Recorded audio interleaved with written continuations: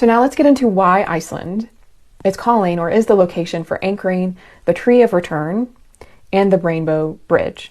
Well, Iceland is probably the most obvious location. It is the literal home, or the interpreted home, and origin point of the Bifrost in Norse mythology.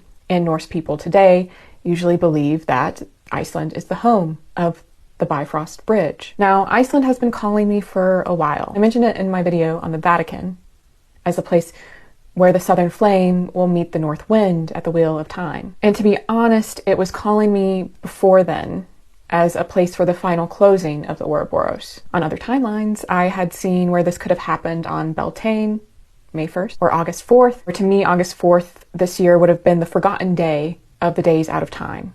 So the days out of time being the 5 days between the calendar. And it's also very close to August 1st, which is another threshold day in the pagan calendar, the wheel of the year.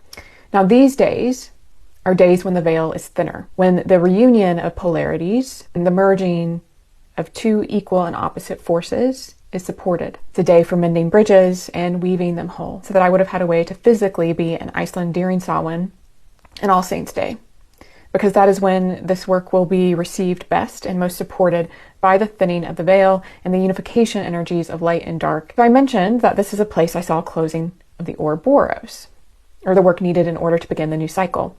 Now, Matthias de Stefano is carrying out the work in Argentina, and this is still good. It still works. But instead of the southern flame meeting the north wind at the wheel of time, it is the north wind meeting the southern flame. But there's no wheel, at least not this wheel.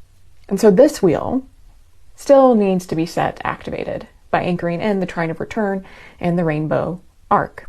And it's not the navigation wheel of a ship, but the wheel and momentum of the currents of the womb waters, of the wellsprings of time and memory. So this wheel still needs this attunement, and it must be anchored in at the wheel or the eye of the dragon, so that it can crystallize into form and the eye can project it across the grid and give it movement and direction. And if you've watched my video on Heimdall, I also like to think of this as reseating Heimdall at the gate of the Bifrost, where he guards all light and refracts it into visible form. I had mentioned it being the land of eyes for many reasons: the landscape, the minerals, the oceanography, the ice.